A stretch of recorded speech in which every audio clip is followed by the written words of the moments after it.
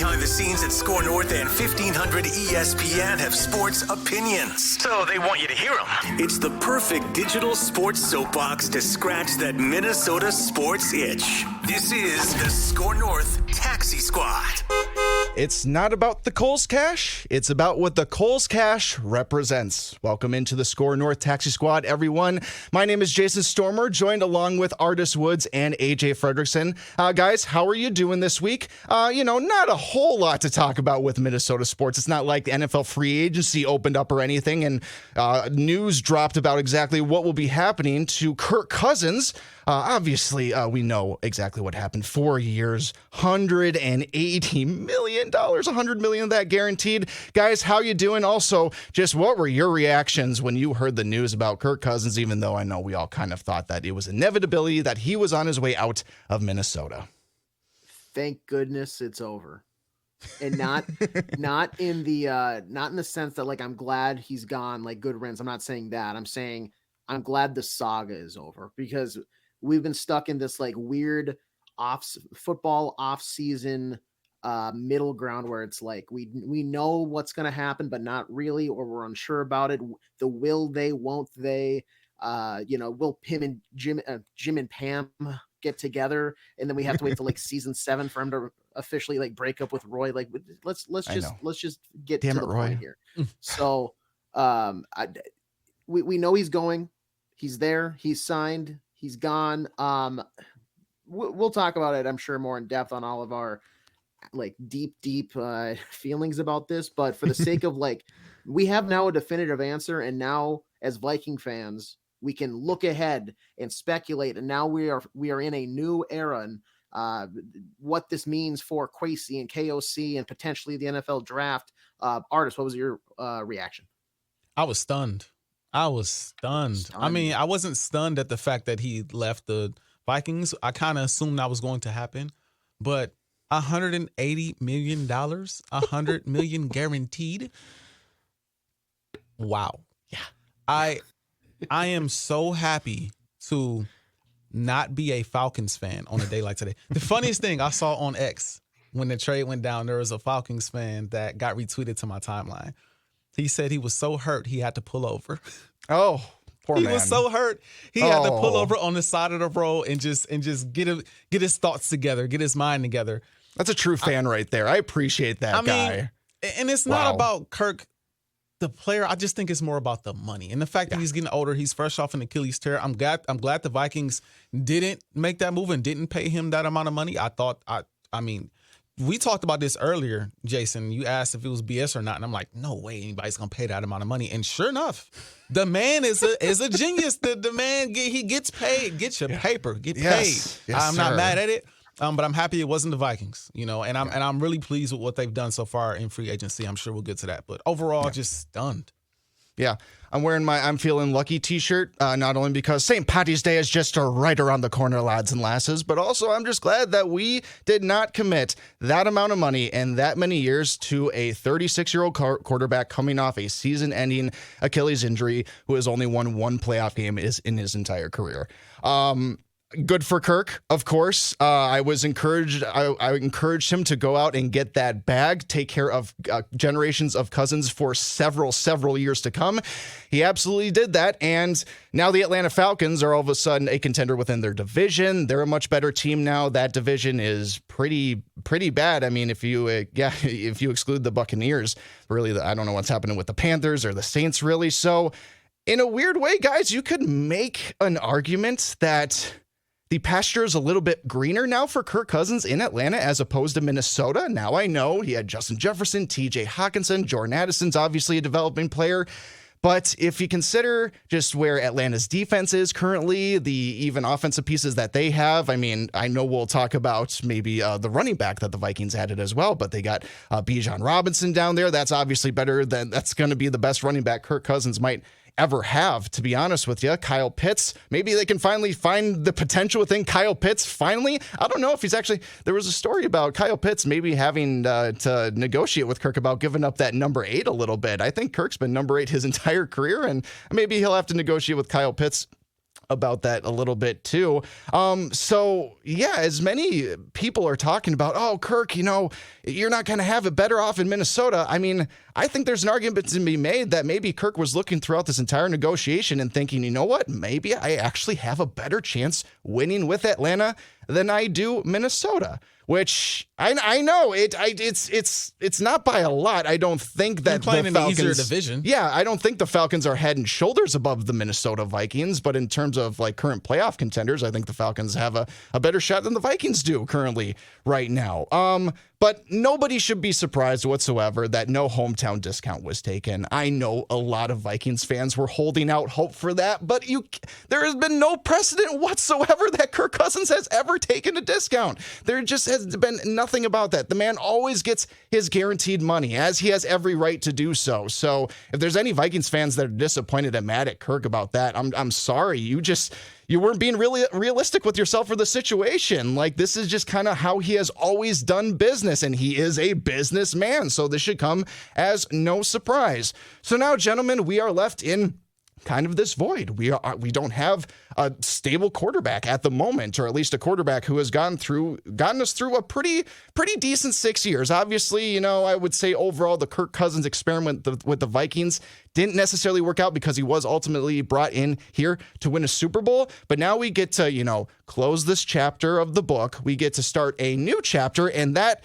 so far right now is in the form of Sam Darnold, who signed a 1-year, $10 million deal with the Vikings. I think about $6 million of that is overall guaranteed. Guys, what this means to me is that we got our bridge quarterback, and this team is going to get their guy in the NFL draft. I don't know if they'll be able to get that person at 11. They might have to move up, or who knows? Maybe they even move down. We don't want them to move down, but we have to keep all scenarios open, I guess, especially when there's precedent that Kwesi has done it before. But guys, what are your reactions to Sam Darnold now being, as of right now, QB1 for the Minnesota Vikings? And do you agree with me? Do you think that this definitely means that we're taking a quarterback in the first round? It has to mean. Well, go ahead, AJ. Go ahead. No. I want to hear you first. It definitely means you're going quarterback first round. You have to go quarterback first round. You set to listen. I know. I said this last episode.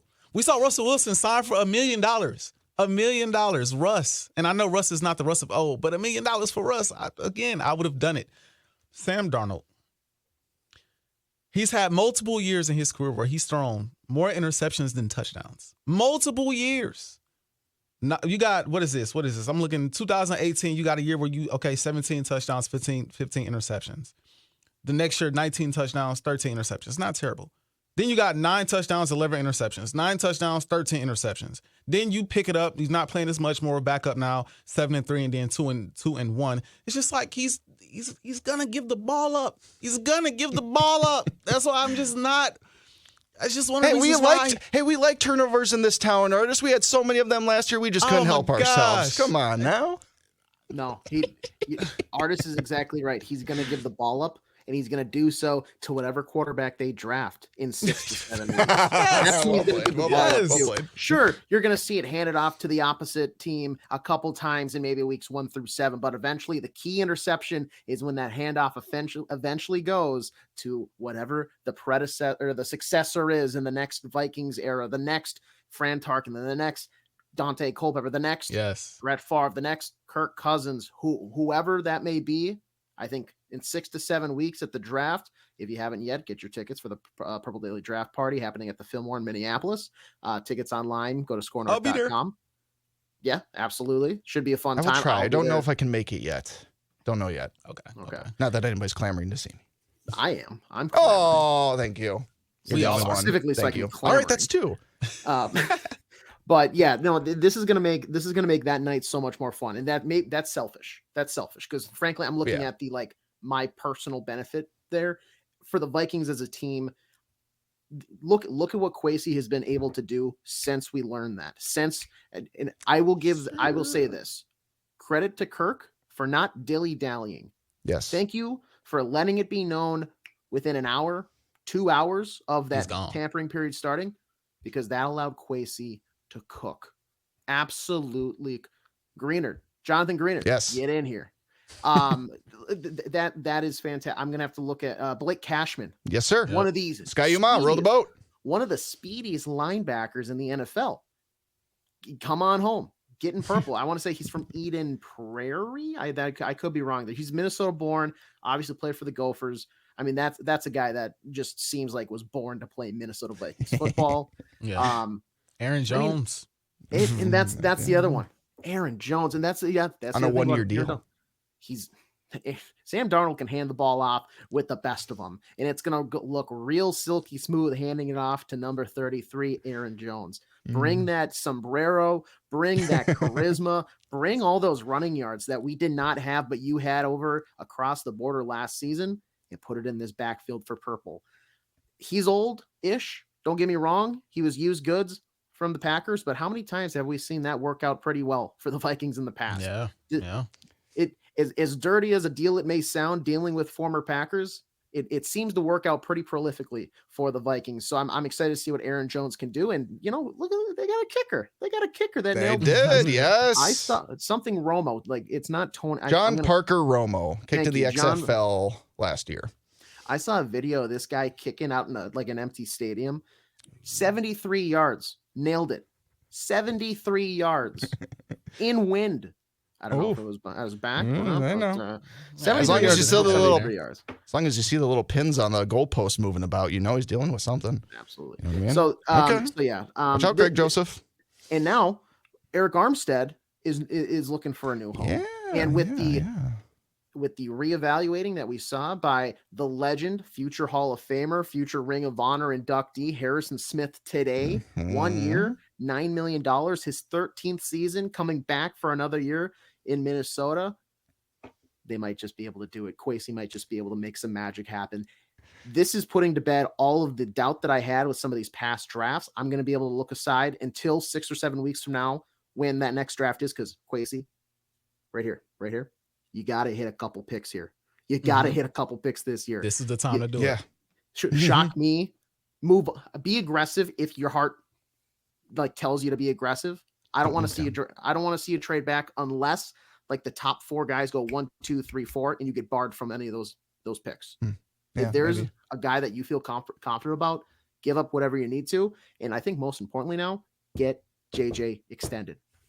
Yeah. And I don't want to be a complete downer on Sam Darnold. I'm just honest about it. I'm not the biggest fan. I will say this though, on the bright side, I don't know if he's ever had more weapons than what he has now to throw the football to, to hand the football off to. I mean, he's put in a system now with a great head coach that knows how to scheme it up, with great weapons, I believe will be a great running game, and a defense that just got some pieces. Yes, Danielle Hunter won't be there, but you got some pieces, on defense to fill other voids.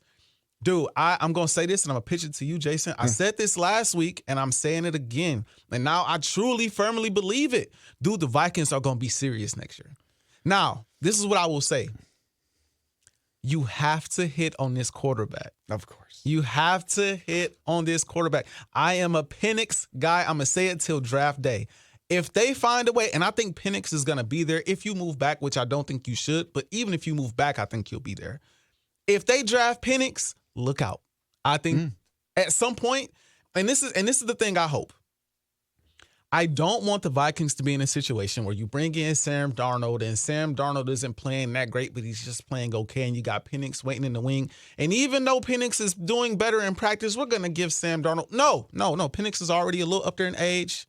Yeah, he's 26. Yeah. Hey, if Sam Darnold is not playing well, do not hesitate to put the young guy in there and see what he's got. I think if they do that, dude, I really think the Vikings can be special. They're still adding pieces. They have a solid team in place.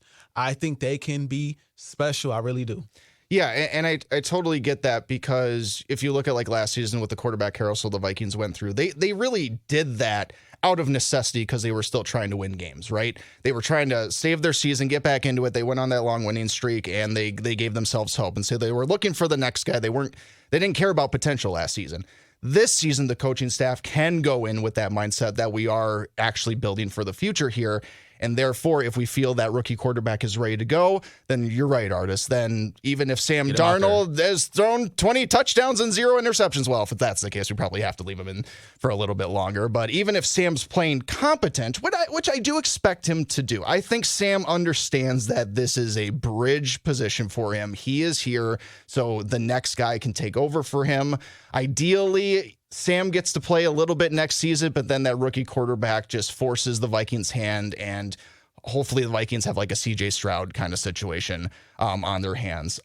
Yeah, I mean, welcome to the scenario, ladies and gentlemen, when you don't have to commit this much money to your starting quarterback. I honestly, guys, I knew Kirk was gone when the Jonathan Grenard signing happened. I also knew Danielle was gone too, but when I saw them, like, all right, we are now paying for a premium pass rusher right here, even if he maybe wasn't like the top one on the market. I know that Jordan Wilkins, obviously Danielle Hunter, but when I saw that, I'm like, okay, I'm pretty convinced now the Vikings are operating with a lot of open money. And even though the Kirk news hadn't dropped, I knew it was an inevitability. I think we all did, but that was my confirmation when Grenard signed.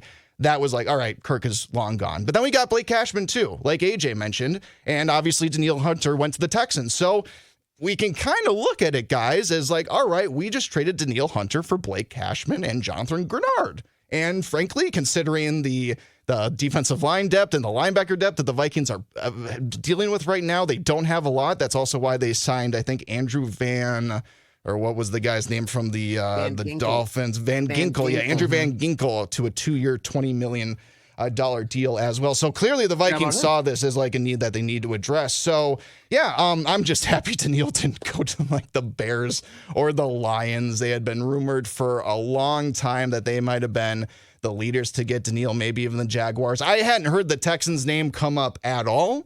So I was like fairly surprised when I heard about the Texans, but considering they had some guys leaving free agency for them too, no surprise for me about that. And I'm happy for Danielle. I think it was a $49 million deal, 48 of that guaranteed, all but $1 million not guaranteed. Congratulations, Danielle. You absolutely deserve it because you got screwed over in your second contract. Even though it was very team friendly for the Vikings, it was not friendly for the player, and it was one of the weirdest contracts in Vikings history. Yeah, it's just, this is an offseason, guys, we've never really gotten to deal with in like the last 6 years with Kirk Cousins being on the roster, because I don't remember really just the slew of moves and getting to see everything that happened with the Vikings, all these names coming in, and just when you have the money to do so, it's just absolutely incredible. And honestly, the thing that got me to smile the most was the fact that we brought in Aaron Jones. Like AJ said, it's always great to bring in a Green Bay Packer. It's always great to convert another non-believer to the Church of Purple.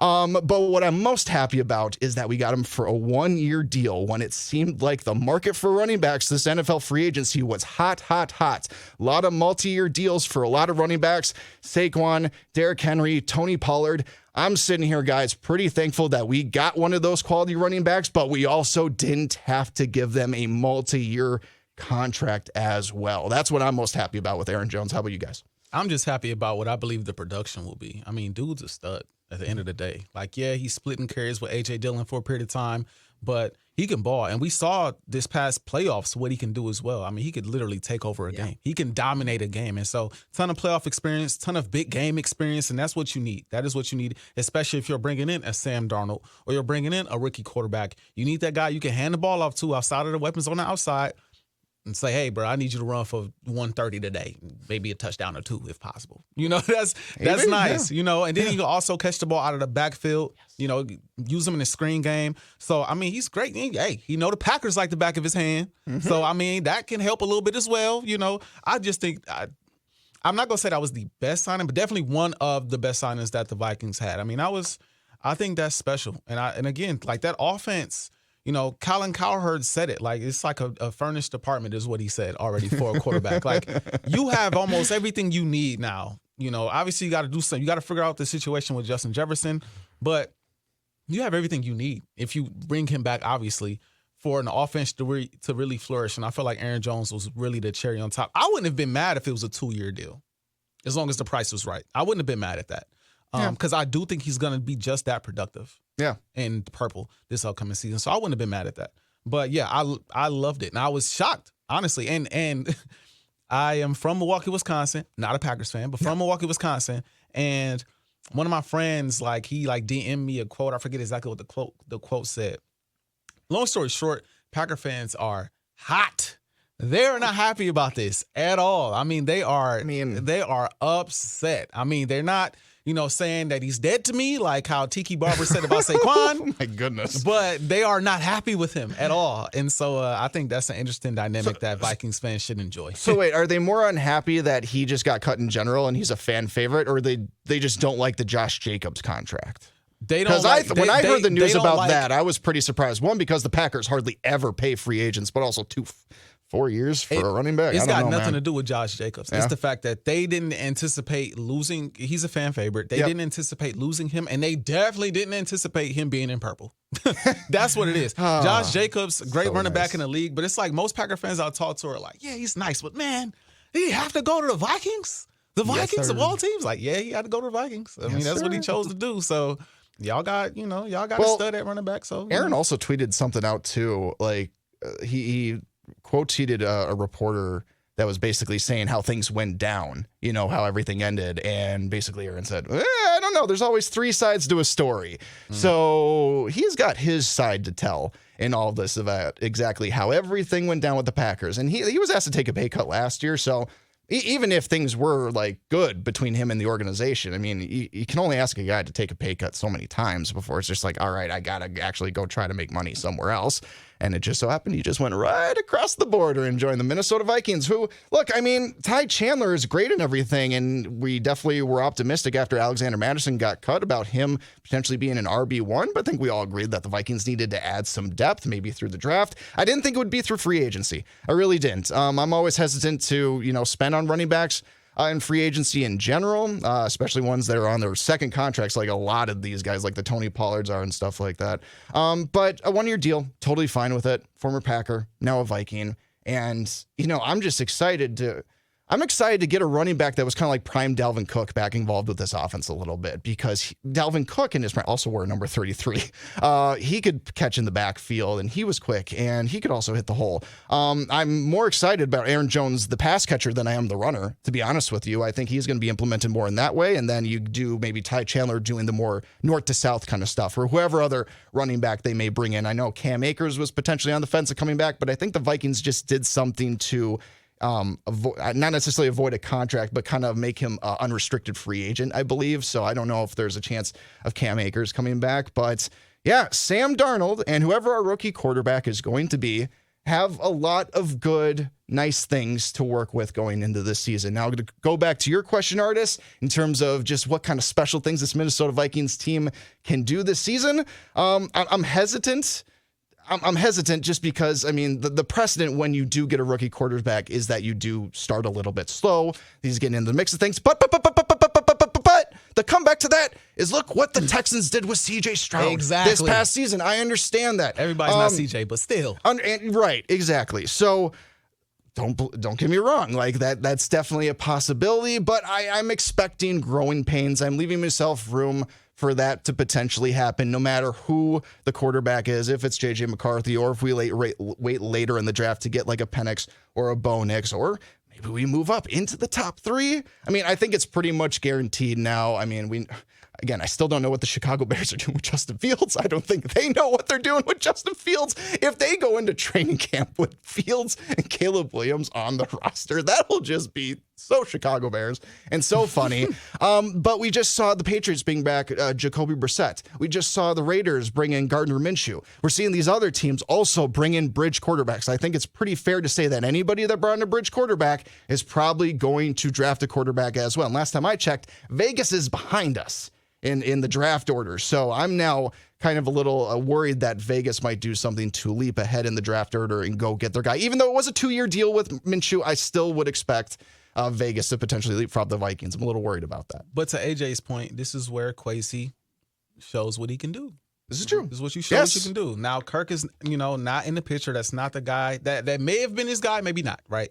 But now he's gone. Now this is a period where you can kind of rebuild the team, rebuild the franchise, rebuild the confidence of the fans that really wanted Kirk, and, add to the confidence of the fans that really wanted Kirk gone. Like, this is his time to shine. Find your guy. Obviously, it's not going to be Caleb Williams. He's probably going to go number 1. Probably won't be Drake May. Probably won't be Jalen Daniels either. Fine. But find your guy, right? Because sometimes those guys that go high don't even pan out.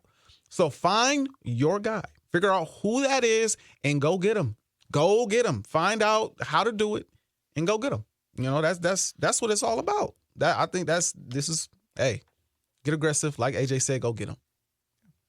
Yeah, and I think the Sam Darnold signing, I really hope that means that they've identified somebody in this draft and they realize, all right, that person's going to be a stud. Let's go get this person. And let's get this bridge quarterback in the meantime. And so be it. It's Sam Darnold. So they have to have people in mind because look at the plan they've had clearly laid out in place. They've had a plan A, which was, and maybe that doesn't mean like a higher priority because we saw that, they were like, hey, we're not going to match this. There's no chance we're matching this. Go ahead, Kirk. Yeah. Thank you for your service. But plan A, for the sake of labeling it, was let's just extend Kirk. And then here's probably what we have that we can work with money-wise to try to make things fill out the team.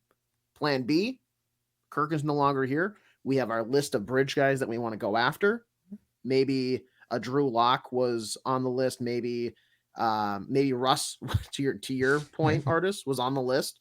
They settled on Sam Darnold, but now you saw immediately like, okay, Kirk is gone. How are we going to use all of this cap that we now have allocated to us because he's no longer here? So the fact that they had a plan in place there also tells me they had an idea of what they're going for in the draft now. So I bet you they have on a board 1, 2, 3, 4, maybe 3A, 3B, depending on how things shift and just how things fall. Because they're at 11. If we want to get dicey and spicy, Tankathon has a mock draft that has JJ McCarthy being there at 11 for the Vikings. Do they want to move up? It has Caleb Williams, Jaden Daniels, Drake May going 1, 2, 3. No other QB until 11, where JJ McCarthy goes to purple. But that's another. It's a mock draft with no trades, which because it's Tankathon. I'm not gonna crap on Tankathon. I love Tankathon, but like there's gonna be trades. We know there's gonna be trades. So do with that what you will. I assume they're probably gonna have to get up inside the top like 9 or 8 if they want to get McCarthy. But that tells me they have an idea of who they want to go after. Not to take a random ricochet shot at Jason here, but thankfully, it was reported that nobody from the Vikings was at Bo Nix's Pro Bowl day. I heard that too. Yeah, I heard that too. So whatever. To only keep the offseason cooking along. Shout out to you, Kwesi. I'm glad we know that he's not it. Hey, senior citizen is not the right guy. I just got to get him drafted over Penix. That's it. And $20 is mine. And I can go straight to Kohl's, baby. Straight to Kohl's. By the way, last thing on Kirk. We should have known this was coming, guys. The state of Georgia has 33 Kohl's department stores. The state of Minnesota only has 28. We should have known. We should have known. We should have known. So, but now we get to recklessly speculate what the plan for the Vikings is going to be at quarterback as the draft approaches. That's going to be a lot of fun, guys, that we're going to talk about all these names, maybe even some other non-quarterbacks the Vikings could target in the draft as well. And depending on, I'm sure there might be other free agency moves, other players that could be cut as well as we go along. And we'll, of course, bring you all the news here on the Taxi Squad, and we'll let you know what the Vikings plan is. Speaking of plans, I gotta kind of wonder what the plan is for the Minnesota Timberwolves without Karl-Anthony Towns. Now, granted, it's been about a week since Karl went down with his meniscus injury, and I believe he's had surgery to repair that. Hopefully he can be back for the playoffs. I saw him post on Insta or one of the social media sites of Goku in his echo chamber, healing and I'm getting ready and stuff. But challenge nonetheless, guys, for these Timberwolves. And it's just tough luck. It just really is. It was such a devastating just news waking up to that, just hearing that Karl was going to be out for extended amount of time. But the Wolves were able to go 2-2 within the week. An epic win against the Indiana Pacers. That block by Anthony Edwards, man. I mean, that is the stuff of Michael Jordan. I'm just going to say it out loud because there were replays of side-by-side comparisons of blocks by MJ and Ant doing the same thing, damn near hitting their heads on the rim. It was so epic. And then you have a little bit of a letdown against the Cavs. We have Rudy Gobert implying that the refs might be making calls based on money. He was fined $100,000 for that. And then it wasn't a tough loss against the Lakers. Artis was definitely happy with that, but the Wolves sat some guys. Rudy Gobert didn't play. But then great win against the Clippers the other night. When you were down 22, you came back on the road against one of the teams you are fighting at the top of the Western Conference playoff spots for. Unfortunately, the Wolves are no longer the number 1 seed. As of right now, they're half game back. That breaks a long-standing record, I think, here on the Taxi Squad of the Wolves being the number 1 overall seed when we've recorded that. That streak ends, unfortunately. But Artis, AJ, I think the Wolves were able to weather the storm a little bit with Karl-Anthony Towns going down. What do you guys think? Yeah, he's still got a whole lot of storm left to weather. I'm not gonna lie, it's a whole lot to weather. But one thing drizzling now. Man, one thing I will say though is, I'm encouraged. I really am, because one thing I will say on a bad note is, man, the offense, boy, oh boy, the offense looks rough sometimes without Cat on the floor. Like, you can say what you want about Cat. I know some people love him, some people can't stand him, but like, you can't deny his impact, and he is hard to replace. Nas Reed has stepped up and played really big. Anthony, dude, you brought up the Pacers game. Anthony Edwards is sensational. Oh my goodness. I'm watching that game on my phone. He got the last 5 buckets. The block, I nearly dropped everything that was in the area. Almost got snapped over by my lady. I'm sorry. Dude, I was like, what did I just watch? And then you see the instant replay, and like you said, you see him literally smack his head on the rim, come down on his wrist. I'm like, is he okay? Thank God he's fine. Is he okay? He pops up talking trash. I'm like, this dude is on another level. One thing I will say though is, the Cavs game was kind of annoying for me because everybody wanted to focus on the officiating and all of that stuff. But what is not being talked about is Nas Reed having a career day. He went off offensively. And I think in part they lost that game down the stretch because they went to Ant too much. They got to figure out, when Ant doesn't have it going, go to the hot hand. Nas had the hot hand. He was the one kind of going off in the fourth. And if you watch that instant replay towards the end of the game, towards the end of regulation, he's coming open at the top of the key for a 3-point shot for the game. But instead, you throw the ball down to the corner to Anthony Edwards, and he's got this weird fadeaway shot, and it's like, that's off. Even the play before that, he got fouled on the Cavs had a foul to give, and he just took a free shot. He hit all glass. I'm like, bro, Ant is off. Unless he's trying to do those bank shots, which he's done sometimes. But again, I'm telling him, okay, all right. You can tell this was I got fouled, but let me get one of those warm up shots, see if I could get all glass. I'm like, oh my goodness. Okay, Ant don't need to take this shot.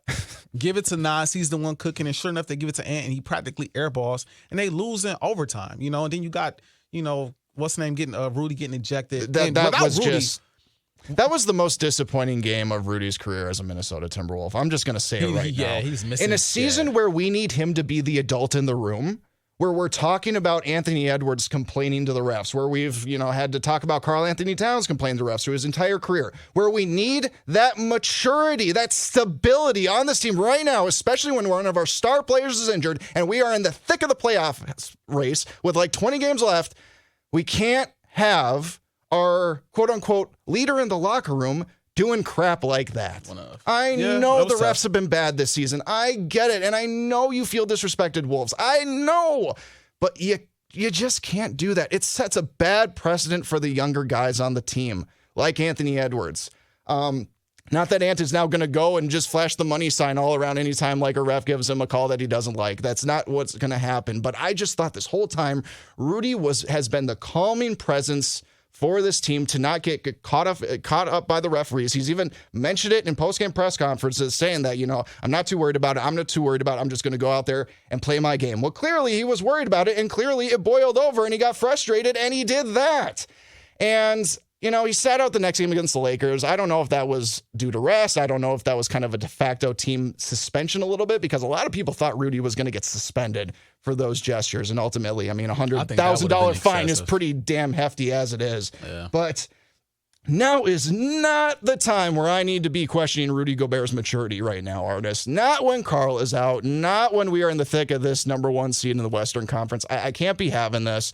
Things have calmed down a little bit. He had an awesome game against the Clippers. That was great, but still, I don't want to see any of that again from the guy that we consider the top leader, the top mature guy on this team. It was well. Mike Conley might have something to say about that. You're right. You're Mike Conley. You're right. Excuse me. You're right. I do get your point, though. I do get your point. Like it was a bad moment, and leading up to that moment, he did get some weird calls, like the post up where he was posting up and he tried to do the classic center where he tried to do the elbow turn or whatever it's called, where he's trying to the post move, right? He got called for a flagrant, I believe, like a flagrant one on that. Like it was some weird officiating, but like it was kind of like lead this to the fans. The fans was thinking that, but you didn't need to do that, and it cost them the game at OT. It really did. And at the same time, Jared Allen's just kicking your butt, dude. I'm sorry, I have to say it. Jared Allen had a great game against you. You're frustrated because he was doing better against you.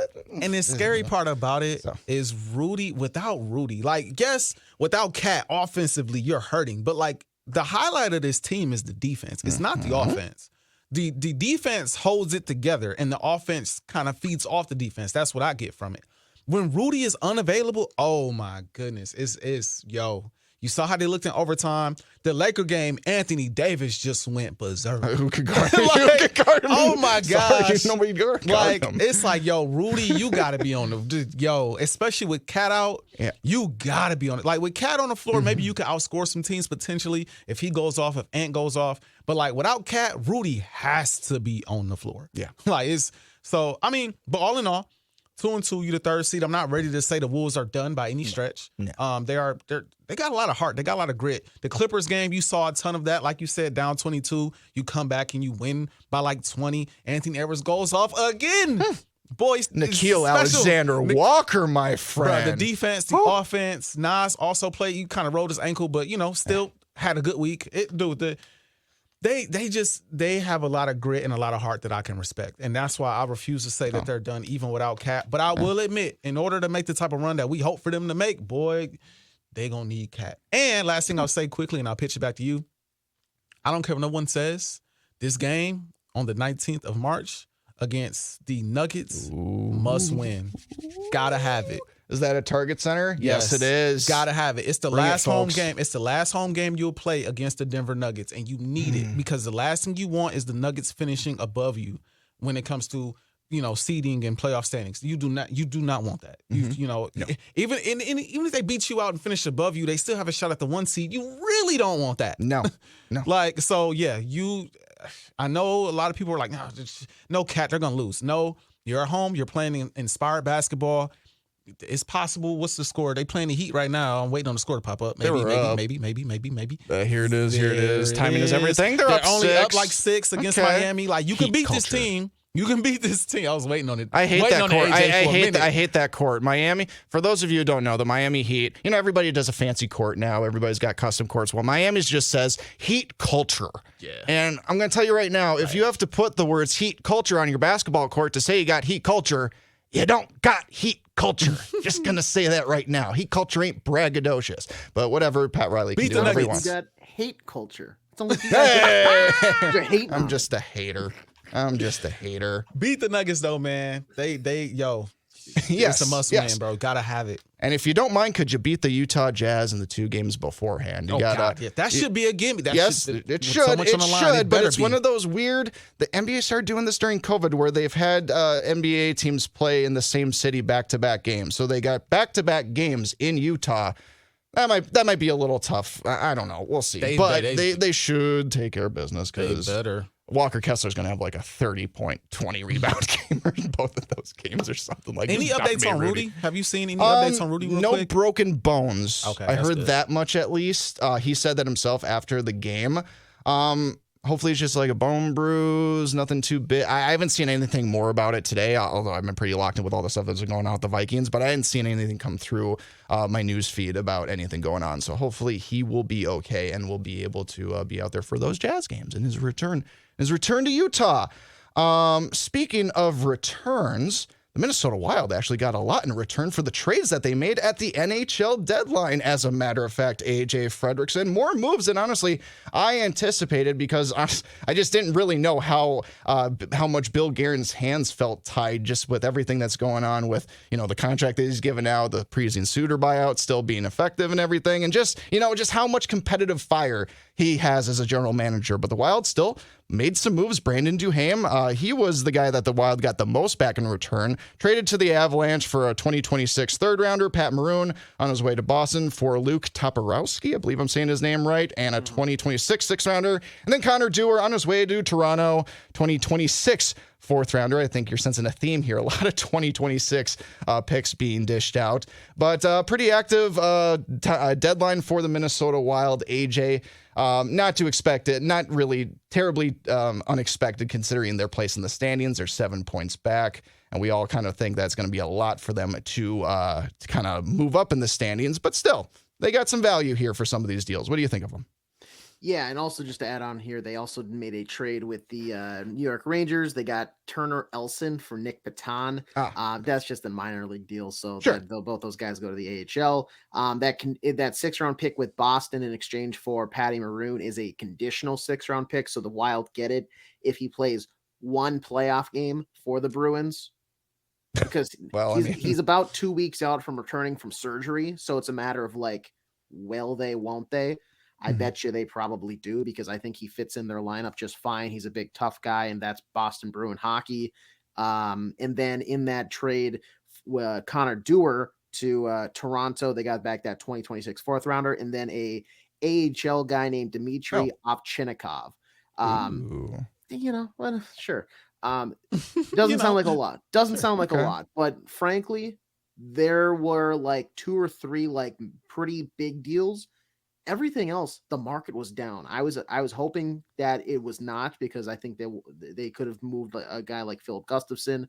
Unfortunately, his play, that would have 2 been weeks tough leading up to the trade deadline was pretty abysmal, and now we're seeing, has he been essentially benched a little bit at this point because Fleury's playing so Fleury well? has been the go-to goaltender here recently, because he's been playing so hot, which is kind of embarrassing considering that he's like 38.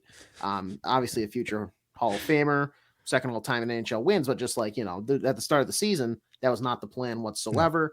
And then, maybe they could have done a guy like Zach Bogosian. They decided to actually extend him. Jake Middleton, he's done in 2 years with the Wild. They would have to extend him past that point. His value probably isn't going to get much higher than it is now. We didn't hear anything about that, but that being said, why stir the pot if there's nothing to stir, I guess, to begin with? You don't want to ruffle any feathers. So it was an okay trade deadline, I would say, but the part of it is they were so handcuffed because of moves made this past offseason by Bill Guerin with handing out a good handful of no move and no trade clauses that essentially kind of put you in a terrible spot if you're the Wild. So, for what they could do, I'll give them a pat on the back, but it's going to be a little harder than probably a gentle, like, congratulatory pat, because I'm like, hey, shouldn't have handed out all those no moves. So, and now where we stand, you get a pretty unimpressive, and I know you're going to look at the box score and you're saying, but AJ, they won 4-1 last night. What do you mean it was an unimpressive win? It was an unimpressive win. Okay. So it wasn't good. It wasn't good. No, good. Coyotes are not good. It was a win against the Coyotes. Nick Bukestad has now scored 4 goals in your barn this season. He loves it here. The Blaine native. It's insane. It's insane. Nick Bukestad, I mean, I don't remember this type of production when he was with the Wild. It's just, I don't get it. When he plays the Wild, he just turns into a completely different player. So here's where they stand, gentlemen. Right now, they are the first spot out of a wild card playoff spot. They have 71 points. They trail the wild card 2 spot of the Vegas Golden Knights with 77. And who did they just trade for, AJ? They traded for Tomas Hertl. Yes. So they're going to be quite competitive, even though they are currently in that spot. Yeah, right now. Mark Stone, lacerated spleen, goes on LTIR. Yeah, that's a bummer. I'll believe it when I see it. I'll trust doctors, but like we've seen this it's very coincidental that Mark Stone happens to get hurt enough to go on LTIR between the dates of February 6th and February 20th every year for the past 3 or 4 years. It's awfully convenient is what I'll say. Especially if he could potentially come back when the salary cap opens up come playoff time. Yeah, great. First off, mini rant. Insane by the NHL to not have a rule for this. For the time of the season where things should matter most, the playoffs, all of a sudden you're telling me that the one thing that every team has to abide by, the salary cap, all of a sudden is thrown out the window. It's just the Wild West. It's the Bermuda Triangle where like you can just rob people and like, our team is actually worth $200 million We're the Tampa Bay Lightning guys. It just insane. Just insane. Teams have been exploiting it. Credit to Vegas because they clearly have figured out the equation. Back to the standings here. Vegas a game in hand over the Wild, leading them by 6 points. Nashville with 78 points, dead on at 66 games played so far on the season. So they lead the Wild by 7. And if you want to go up, there's really no point in looking. 87 points for both the Jets and Avalanche, and then 89 points for your Central Division leading Dallas Stars. So the Wild, they're not dead, is what I'll say. And frankly, they were never going to be dead at this point of the season. They're too good of a team, and they have guys like Kirill Kaprizov, who we saw once again last night, single-handedly will this team to be in a position to win and eventually do win. He's healthy again, and I love seeing that. But Kirill, God, you're just so good at hockey. You're so good. I know. We love it. Keep being good at hockey too. We love it. But you're man. The problem is he doesn't have a supporting cast. It's like putting Justin Timberlake out front of a boy band, and then the other 3 guys are us 3. You know, you got no. I don't know. I can't speak for both of you, but I can't dance or sing, and I'm not easy on the eyes. So like, there's a lot. I got a little rhythm. That's about it, though. Can't sing for nothing. Give me some Liquid Luck, and I'll definitely get there eventually too. Oh, maybe a little bourbon. It'd be like Justin Timberlake and the Trash Street Band or something like that. I don't know. Justin Timberlake and the Taxi Squad. It's already here for us. But this is the problem with the Wild. Like they're good, but they're not good. That sounds like they're good against teams that are bad, but they're just not good enough to actually want if they get into the playoffs. First off, I think they're given like a 21 some change % chance today to make the playoffs. If they get in, they're not doing anything. They're going to get matched up with a powerhouse of a team that's going to be amped up thinking, hey, we're going to steamroll this opponent and go on to the next round in 4 or 5 games.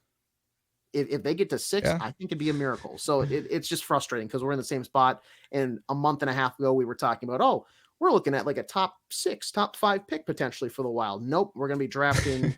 They're going to be drafting 13th, 14th, and we're going to have to see who they can get. And it's not going to be really anyone super impactful at this point. Hey, you never know. Maybe Mart Yuznadinov comes in here, lights the lamp up, leads the Wild to an improbable playoff berth. And, in the NHL, you kind of, and more so than any other sport, you just kind of got to get in. And then you can maybe do what the Florida Panthers did last year. Although, look what the Florida Panthers are this year. I think that was a precursor of things to come. And that was just a good team finally popping at that time. Do we have a timeline of when he's going to start playing with us, AJ? I'm just glad we were able to get him over here because obviously it was kind of a mild ordeal getting Kirill over here and just getting Yuznadinov over here and what he's like 21 years old still. That makes me happy that we were able to get this Russian over here in a more speedy timeline than we did Kirill. But is he going to start playing here pretty quick?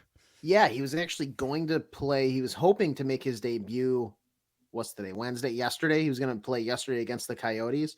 The system packages just adjusting to the timing, like the time zones.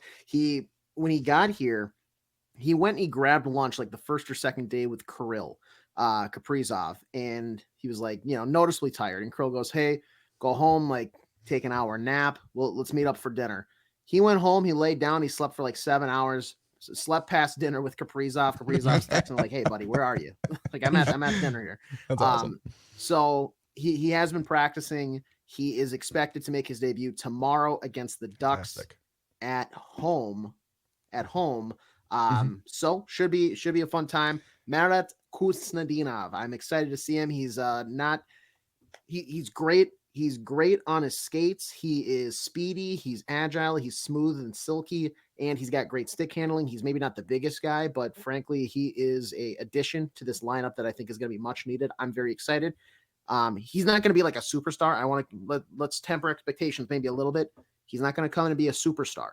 I think he's eventually going to be a solid top 6 forward, but not like this is not a Sidney Crosby. This is not a Connor McDavid. We are not adding that to the Minnesota Wild this is a very solid. Yeah.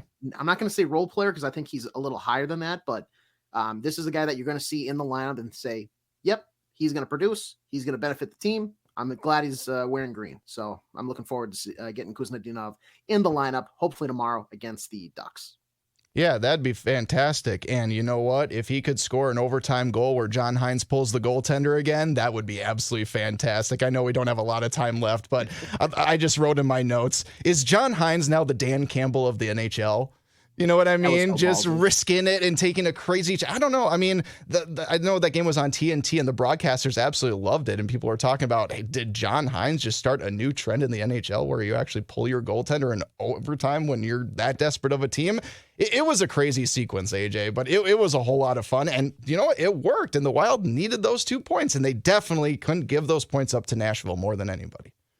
Yeah. And frankly, I kind of love it because either way, it benefits you. You either get 0 points, so you're already kind of behind the 8 ball on the playoff push as is. So you got to overtime. Why not forfeit the point and just try? But then they get the 2 points, and that obviously benefits them there. So, so even awesome, Fleury, who's been around since I don't know when, since the mid 2000s, he was like, "Oh, I didn't know that rule." That's it makes sense as to why wouldn't teams do it more often. But yeah, that makes sense. For everybody who is unaware, if you pull your goalie and lose in overtime in the NHL in the regular season, you forfeit the point that you initially earned by getting to overtime, like the extra period. So the Wild, they went for 2 to win the game, except the ball was spotted at the line of scrimmage on the 25-yard line, and they had 1 shot to do it. So to put it in football terminology. But it was flawlessly executed, though, AJ. The puck didn't even leave their zone. They scored 15 seconds after they pulled the goalie too. It was a perfect game plan. I don't know if that's something they've drawn up in practice a few times. No, but it was still just really exciting and injected a little life into, I'm sure Wild fans are probably down about seeing some players, maybe some popular players getting traded away. To have something like that happen this week was definitely something that I think Wild fans definitely needed. But still, we've had a busy week here in Minnesota with all the sports going on. Obviously, Kirk Cousins, no longer a Minnesota Viking, guys. He's on to the Atlanta Falcons. Best of luck to you, Kirk. We got Sam Darnold now, but we're going to draft a quarterback, and that's going to be really exciting, and we're going to break all of that down over the next month or so here on the Taxi Squad and on SKOR North and across Purple Daily, everything that we got going on here at SKOR North. Guys, any final thoughts before we wrap up the show today? Check out 4 Wolves Takes, man. Check it out. It's out. It dropped last night. So y'all, all the Wolves fans, check it out, man. I'm bringing optimism to the table because I truly believe the Wolves are not done. So if you also believe the same thing or you just need a punch of optimism, check out 4 Wolves Takes. It is out now. Very good. Okay, I don't think AJ has anything to say. Check out my show, 5 Wolves. No, I'm just kidding. Oh, that'd be great. It's essentially Artis is the same exact show, and I just make up something at the end and call it a 15. No, I'm just coming soon. That's good stuff. All right, fellas. We'll keep breaking down Vikings news as it happens over the next couple months. Obviously, the big free agent dominoes have fallen. Yes, AJ, go ahead. Really quick, I know we are approaching the start of baseball season with MLB opening today, end of March here. That's coming up. SKOR North just launched a brand new SKOR North Twins show channel on YouTube. All of our Twins content, pretty much led by our very own Declan Goff, will be only appearing on that channel. It'll still be posted as normally on the Mackey and Judd, Spotify, Apple Podcast feeds, as well as just the normal Twin Show feed. But for the visual content, YouTube, it's only going to be on the Twin Show YouTube page. Make sure to go subscribe. We just launched that earlier this week. And huge news, we'll have recurring guest Trevor Plouffe joining the Twin Show every Tuesday throughout the Twin season. That should be a blast. I'm excited for that announcement. Plouffe is a great guy. He's done a lot of stuff with John Boy Media and their baseball breakdowns. And so to have him join the SKOR North team, even on just a weekly basis, is a massive get. And I'm excited for that to start. So much fun. Yeah, check out the channel as soon as possible. Well, check out Taxi Squad first, and then please go check out the channel and everything. But yeah, excited to bring Trevor along and just excited to keep the content churning for you Minnesota sports fans. We'll keep doing it here on Taxi Squad. We'll check you guys next week. I'm Jason Stormer, AJ Fredrickson, and Artis Woods, and we'll catch you next time. Take care. Bye-bye. See you.